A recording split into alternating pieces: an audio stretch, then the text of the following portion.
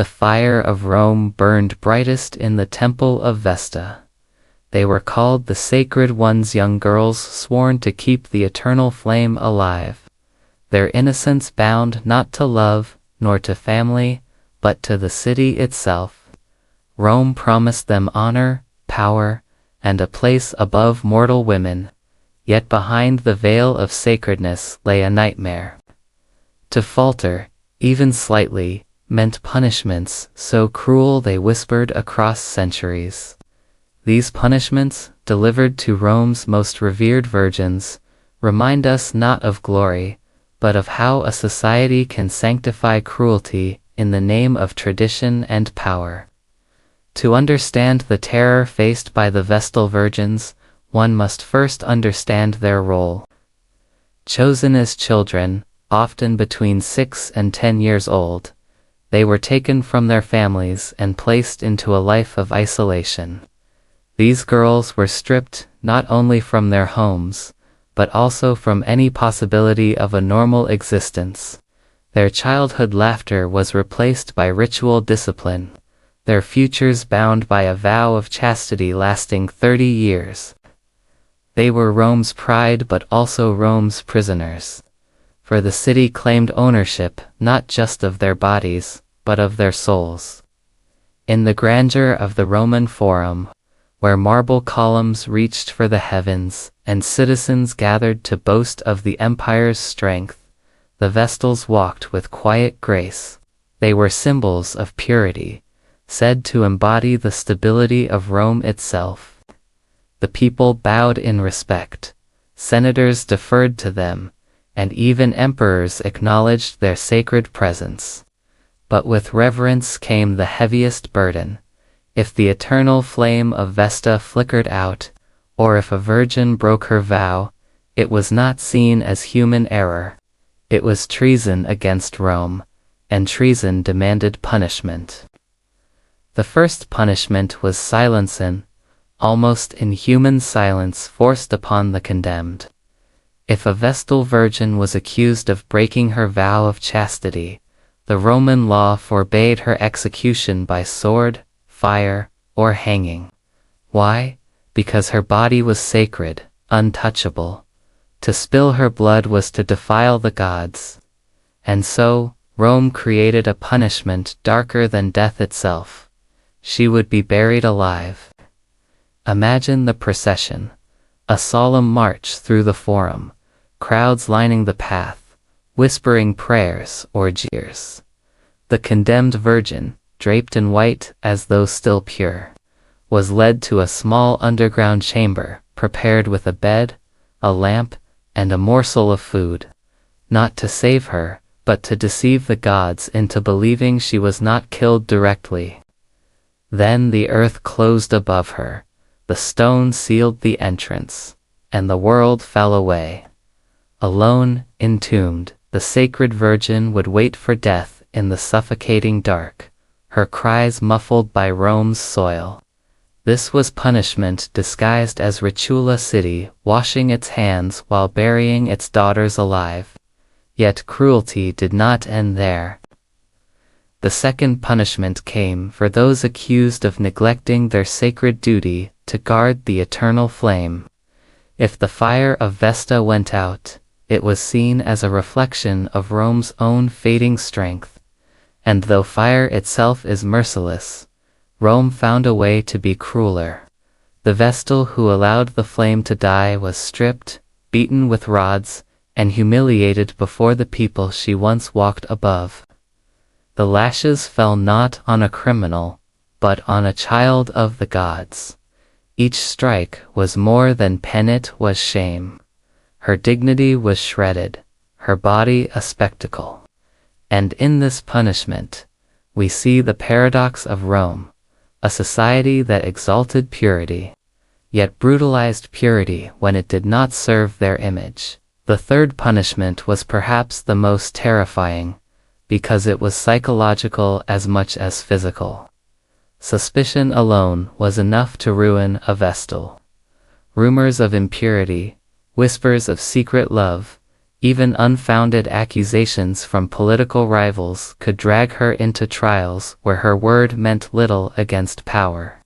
The punishment was isolation, a slow erasure of identity. Some were confined for years in chambers, denied contact, treated as living ghosts. In their silence, many lost their minds before losing their lives. For Rome understood that sometimes the cruelest punishment was not death but the stripping away of one's humanity until nothing remained. To picture this is to see Rome not as marble and grandeur, but as a society where innocence was sacrificed to maintain the illusion of divine favor. The Vestals bore the city's sins, punished for the flame, punished for the body, punished even for suspicion. And through it all, the people watched. Some pitied, some judged, and some celebrated, forgetting that the pain of one sacred woman echoed louder than the cheers of the crowd. The cruelty toward the Vestals reveals something universal: how societies use women as symbols, and then destroy them when those symbols falter. In ancient Rome, the Vestal Virgins stood as proof of the empire's order, but when they failed, they became scapegoats for Rome's fears. Their punishments were not just about chastity or ritual, they were about control. Rome could not risk the idea that its sacred guardians were fallible, so it made their suffering spectacular, terrifying, unforgettable. Yet, even in this darkness, there were sparks of resilience. Some Vestals survived accusations and trials, living to complete their 30-year vow and earn freedom.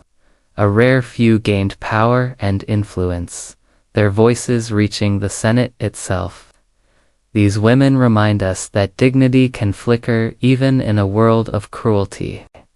But for every survivor, countless others were buried, beaten, or erased, sacrificed to keep Rome's illusion alive.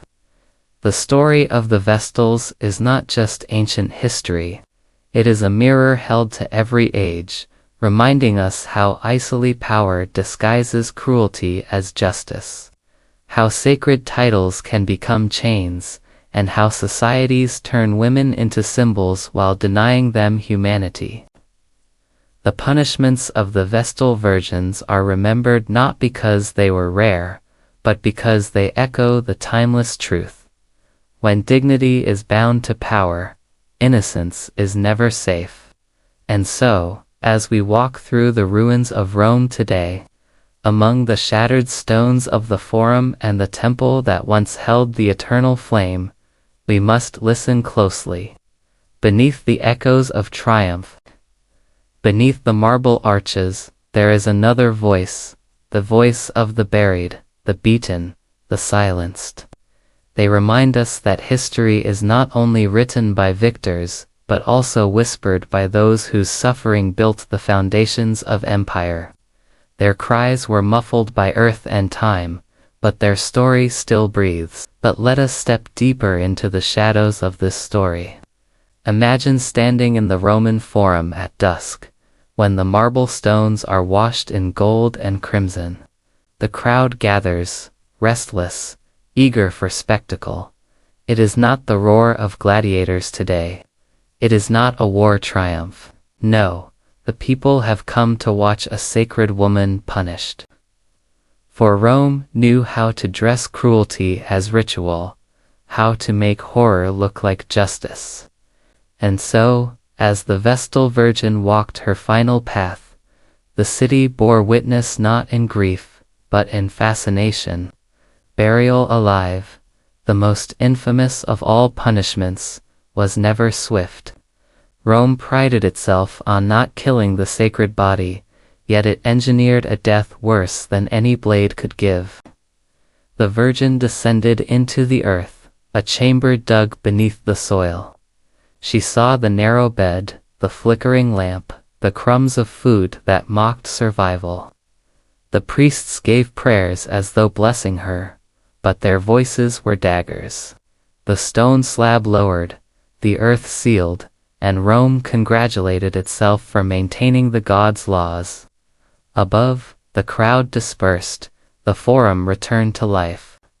But below, the sacred girl breathed her last, in darkness, in silence, in despair. Alone, yet carrying the weight of an empire's hypocrisy.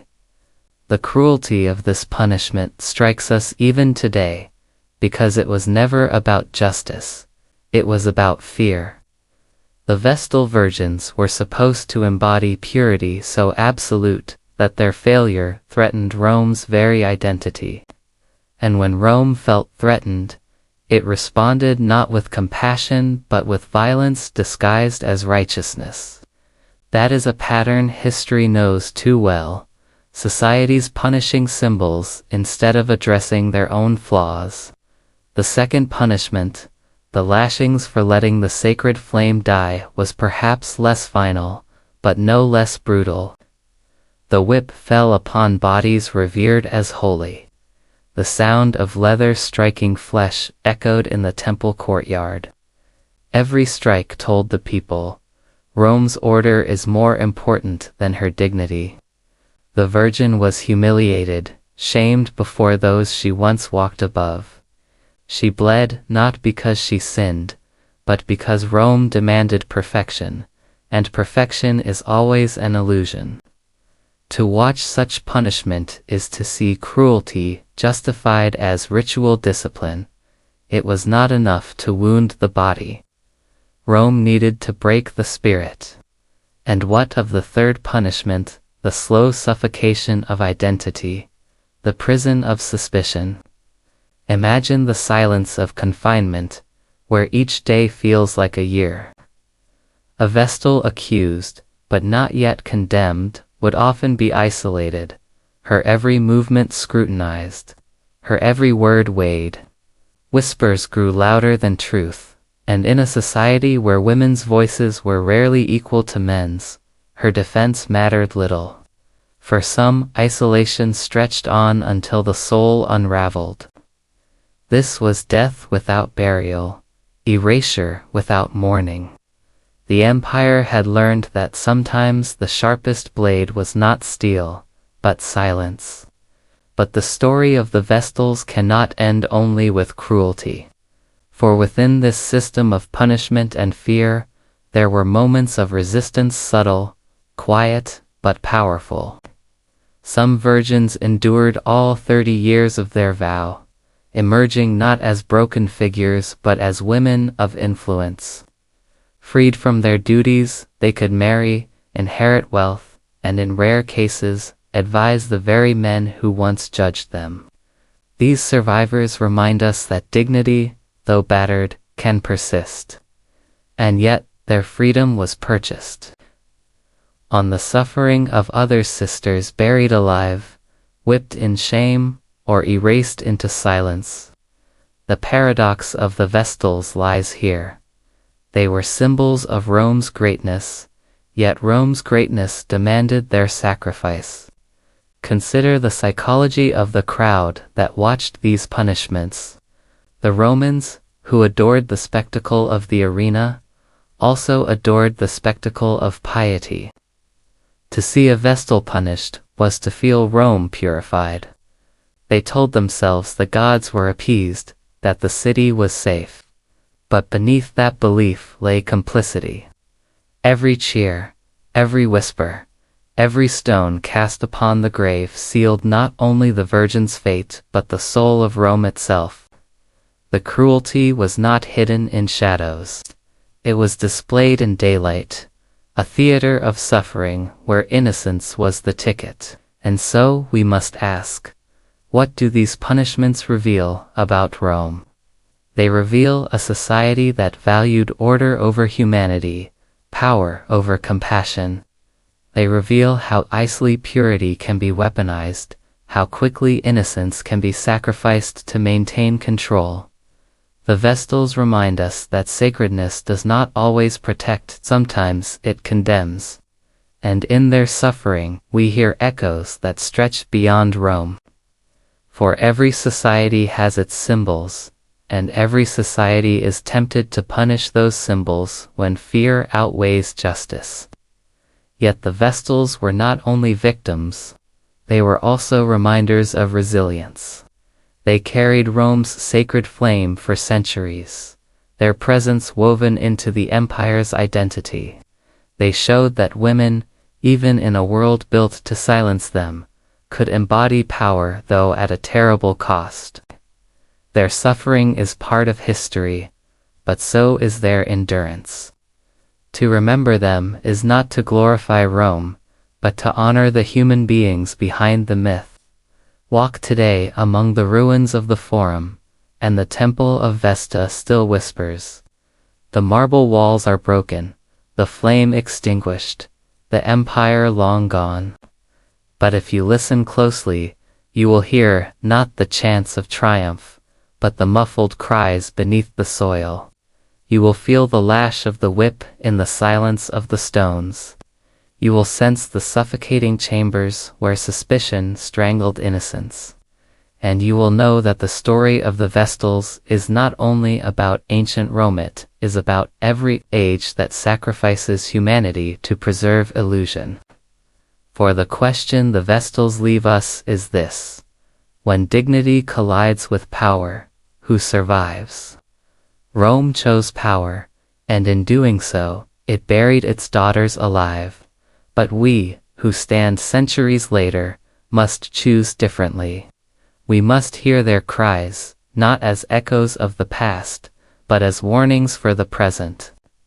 The cruelty once wrapped in marble and ritual still lurks in the ways societies punish symbols instead of listening to souls. The flame of Vesta may be extinguished, but the lesson it guards still burns. That true strength lies not in silencing the innocent, but in protecting their dignity. And as long as we remember the sacred virgins of Rome, not as untouchable symbols but as human beings frightened, punished, yet enduring, we keep that flame alive. This is their story, a story not of Rome's greatness, but of its shadows. A story that forces us to ask, how do we treat those we call sacred?